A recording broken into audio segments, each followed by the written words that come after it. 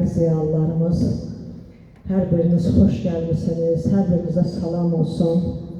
Azərbaycanın ictimai siyasi fikrinin formalaşmasında, Azərbaycan ədəbiyyatının təbliğində böyük rol oynamış Azərbaycan jurnalı artıq bir əsri arxada qoyaraq öz yaradıcılıq yolunu davam və inkişaf etdirir.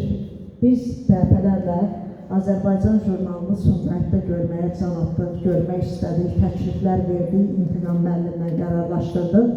Amma müəyyən səbəblər üzündən biz bu görüş alınmadı.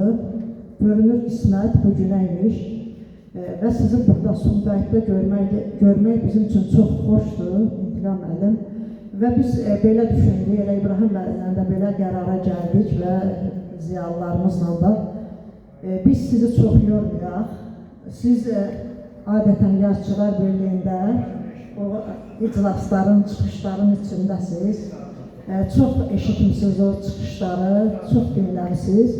Biz o rəsmi çıxışlardan qırağa çıxaraq, mən xahiş edirəm auditoriyadan, kimin təklifləri varsa, sualı varsa, Azərbaycan jurnalı ilə bağlı verə bilər sərbəst şəkildə, kim nə istəyirsə soruşa bilər.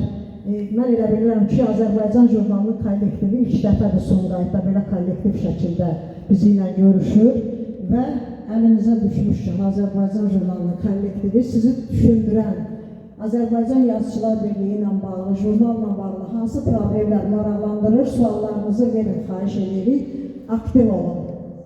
Və biz qərar almışdıq ki, Nərgiz xanım gəlsin Azərbaycan jurnalı haqqında öz münasibətini bildirsin. Gecikir Nərgiz xanım.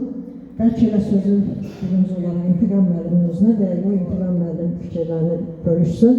Nərgiz xanım da gəlir, öz çıxışını edir.